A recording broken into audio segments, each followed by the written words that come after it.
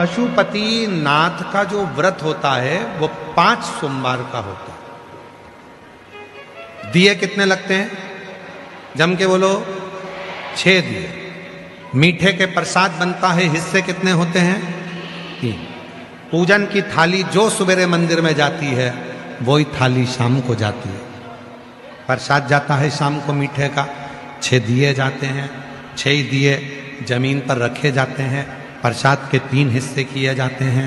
शिव जी की पूजन करी जाती है। 5-6 दिए जो जमीन पर रखे हैं उसमें से 5 दिए जलाए जाते हैं, प्रज्वलित करे जाते हैं। 1 दिया जलाया नहीं जाता, उसको ऐसे ही रखा जाता है। प्रसाद के 3 हिस्से कर कर बाबा की पूजन कर कर प्रसाद के 2 हिस्से मंदिर में छोड़ो, 1 हिस्सा थाली में रख लो। जो दिया नहीं जलाया उसको उठा के थाली में रख लो और बाबा को प्रणाम कर कर कहो, बाबा आज मेरा पहला व्रत है, स्वीकार कर लो। घर आओ, घर में जब प्रवेश करो तो घर में प्रवेश करते समय अपना जो सीधा हाथ है, राइट हैंड, वहां बैठो, घर की ओर मुख करो, बैठकर जो 6 नंबर का दिया है वहां प्रज्वलित करो, जलाओ। बाबा को प्रणाम करो, बाबा मेरी ये कामना है, मेरी इस कामना को पूरा करना। प्रणाम करो, अंदर आओ। शाम को जब भोजन करो तो जो प्रसाद का 1 हिस्सा लेकर आई हो, सबसे पहले भोजन के पहले प्रसाद का वो हिस्सा खाओ, फिर भोजन को ग्रहण करो। ऐसे 5 व्रत करो। बीच में अगर कहीं जाना पड़ जाए, कहीं शादी चले गए, कहीं ब्याह में चले गए, कहीं रजस वाला धर्म से हो गए तो छोड़ दो व्रत को, अगला व्रत करो, पर गिनती के 5 ही करना। 5वां व्रत जब पूरा हो, 108 या तो चावल के दाने या बेलपत्र या पंखड़ी कुछ भी बाबा को समर्पित करो। वही प्रसाद के 3 हिस्से, वही 6 दिए, वैसा की वैसा ही 1 श्रीफल भेंट बाबा को चढ़ाकर प्रणाम कर कर कहो, बाबा आज मेरा 5वां व्रत पूर्ण हुआ है, तू स्वीकार कर। श्री शिवाय नमस्तुभ्यं, श्री शिवाय नमस्तुभ्यं, श्री शिवाय नमस्तुभ्यं, श्री शिवाय नमस्तुभ्यं, श्री शिवाय नमस्तुभ्यं, श्री शिवाय नमस्तुभ्यं।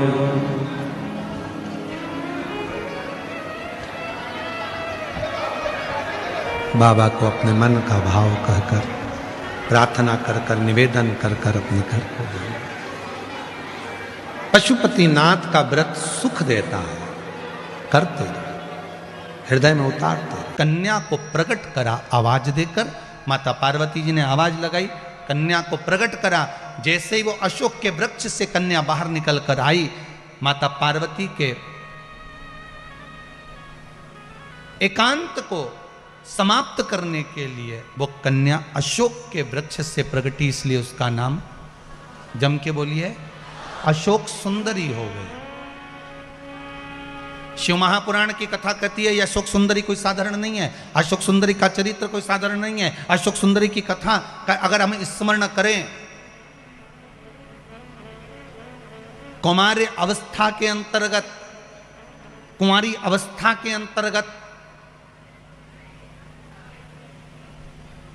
जिस कन्या हो चाहे वर हो, अगर उसके जीवन में, अगर वो कुंवारी अवस्था में है, चाहे कन्या हो चाहे वर हो, उसके कुमारी अवस्था के अंतर्गत उसको जीवन में कुछ भी तकलीफ आए, हम तो फिर बच्चों से भी कहेंगे, ये बेटियों से, ये बेटों से जो कुंवारी अवस्था के हैं, जिनका विवाह नहीं हुआ, उनसे हम ये जरूर कहेंगे कि जब भी आप शंकर जी को जल चढ़ाने के लिए जाओ, 1 लोटा पानी चढ़ाने के लिए जाओ, तो शंकर जी को जब जल चढ़ाओ तो उससे पहले प्रयास करना कि जो शंकर जी के सामने, आपको मालूम है ना अशोक सुंदरी की जगह, शिव जी के सामने जहां से पानी बहता है, उसके सामने बीच में एक मोटी सी लाइन होती है, वो अशोक सुंदरी की जगह होती है। अगर आप कोई एग्जाम देने जा रहे हो, कोई कंपटीशन एग्जाम में बैठ रहे हो, कहीं इंटरव्यू देने जा रहे हो, या कोई परीक्षा निकल नहीं रही है, तो प्रयास करो विवाह नहीं हो रहा है या कोई काम आपका अटक रहा है, तो शिव को जल चढ़ाने से पहले अशोक सुंदरी वाली जगह पर आप थोड़ा सा जल समर्पित करो, अपनी मनोकामना करो और शिव जी को जल चढ़ाकर फिर जाइए, बाबा आपका कार्य पूर्ण कर देगा। कुंवारी अवस्था वालों के लिए अशोक सुंदरी का स्मरण जरूरी है।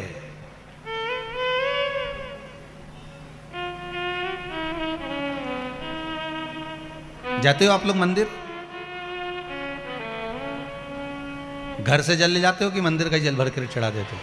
जम के तो बोलो जरा, घर से पक्का? सही है फिर तो, फिर मतलब धीरे धीरे तुम सुधर गए, ये तो पक्का हो गया।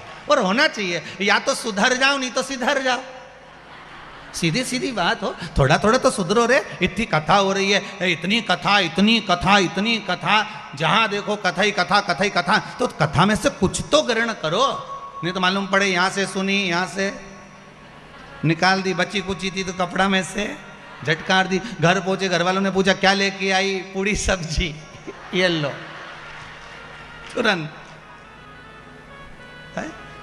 थोड़ा सा ग्रहण करिए अपने जीवन में, थोड़ा सा उतारने का प्रयास करिए अपने जीवन में, थोड़ा सा उतारने का प्रयास। एक बात बहुत सुंदर है, ध्यान दीजिएगा। कभी मौका लगे और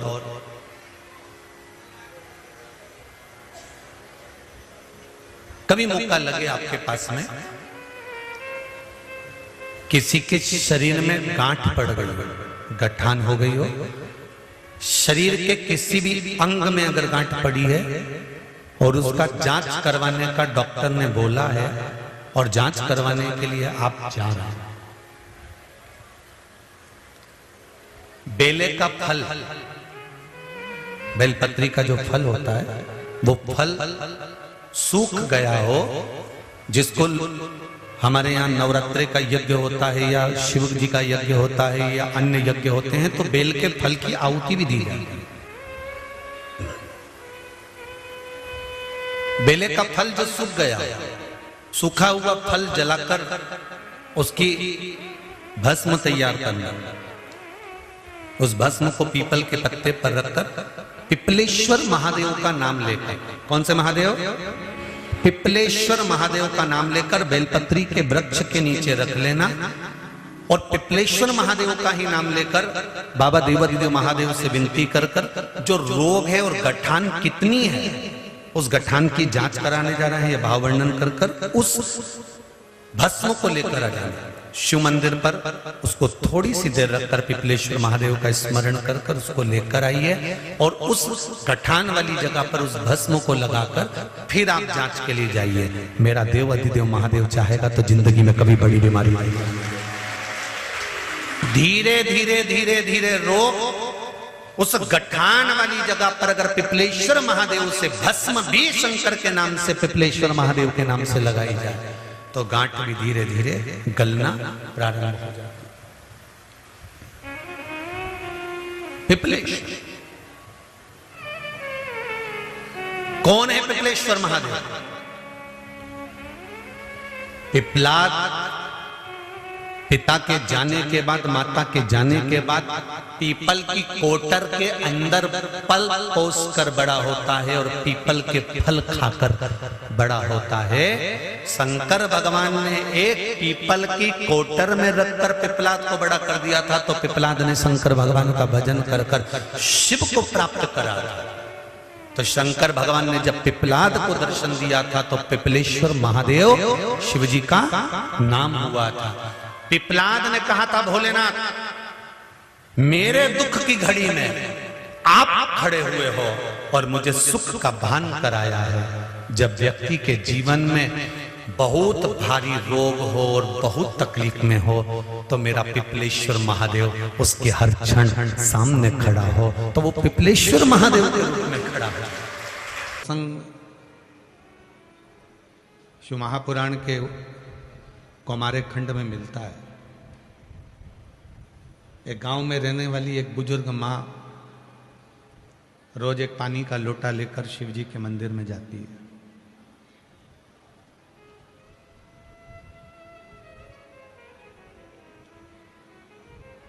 एक बार उसका शरीर थोड़ा सा कष्टप्रद हो गया, उसको रोग लग गया,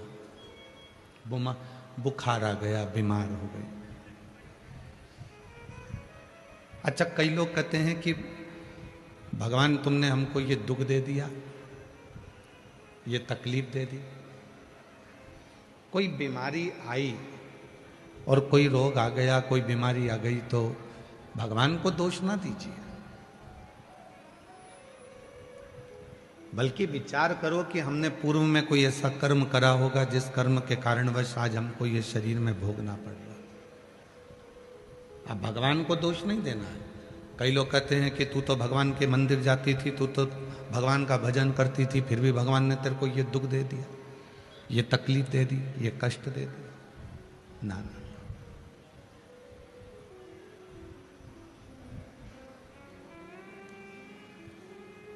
कई लोगों के मन में एक भ्रम उत्पन्न हो जाता है कि हम मंदिर जा रहे हैं तो भगवान हमको दुख नहीं देगा,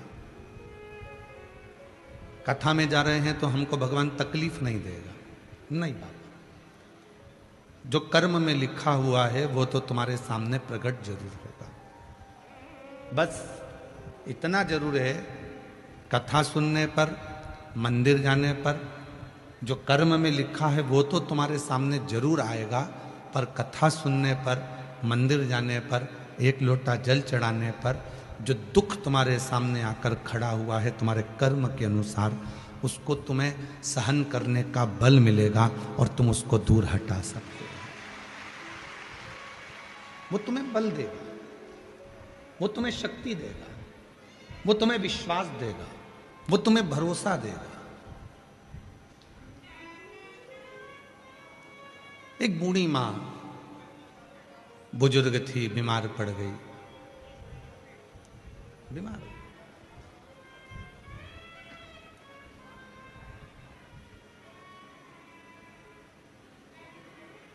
जिस पात्र से रोज भगवान को जल चढ़ाती थी वो पात्र 3-4 दिन से धुला नहीं था, साफ नहीं था, और उस पात्र को लेकर जैसे ही शरीर थोड़ा सा ठीक लगा, पात्र लेकर वो मंदिर चली गई। शिव जी के मंदिर में जैसे ही जल चढ़ा रही थी कि पुजारी जी ने उसको रोक लिया, महाराज जी ने उसको रोक लिया। ए बूढ़ी हो गई, तेरे में अकल नहीं है क्या? इतनी उम्र हो गई है, तेरे में विवेक नहीं है क्या? तेरी बुद्धि कहीं मारी गई है? तेरे में सूझबूझ नहीं पड़ती? कितना गंदा पात्र है, कितना गंदा बर्तन है, और उससे तू शिव जी पे जल चढ़ा रही है। बूढ़ी मां का जो पात्र था, जो बर्तन था, शिव पुराण का कुमार खंड कहता है, उस पुजारी ने उस पात्र को लेकर फेंक दिया। इतना गंदा पात्र, इतना गंदा बर्तन, और तू उसी से भगवान को नहला रही है, उसी से भगवान को जल चढ़ा रही है। पात्र लेकर बाहर फेंका।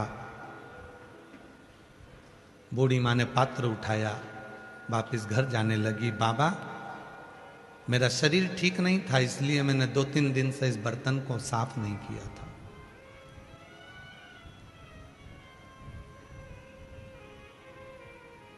आज भी मेरा शरीर ठीक नहीं है, पर उठकर आई हूं बाबा तेरे से मिलने के लिए, क्षमा करना। पात्र लिया, उठाया, चल दी। आंख में आंसू भरे थे उसके। शिव शिव शिव शिव रटती रटती चली। घर पहुंची,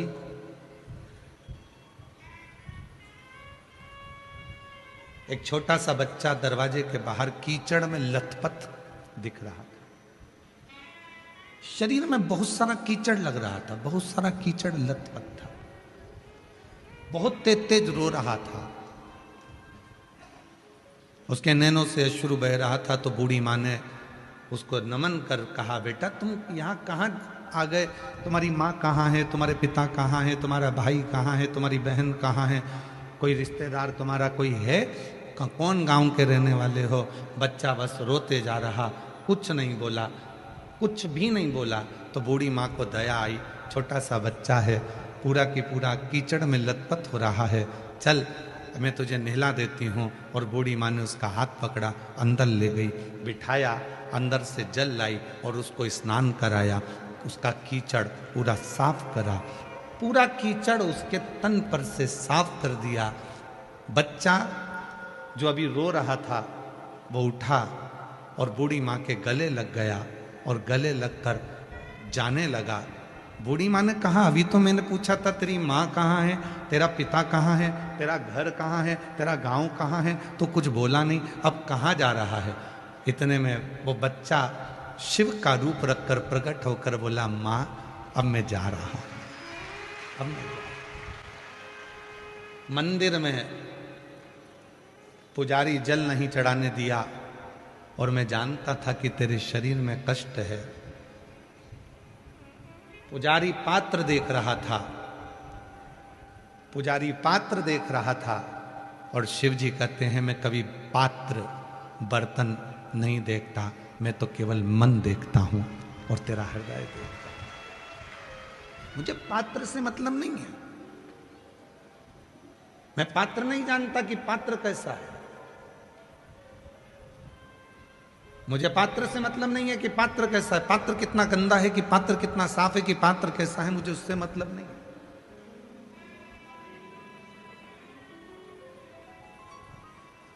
मुझे उससे मतलब नहीं है।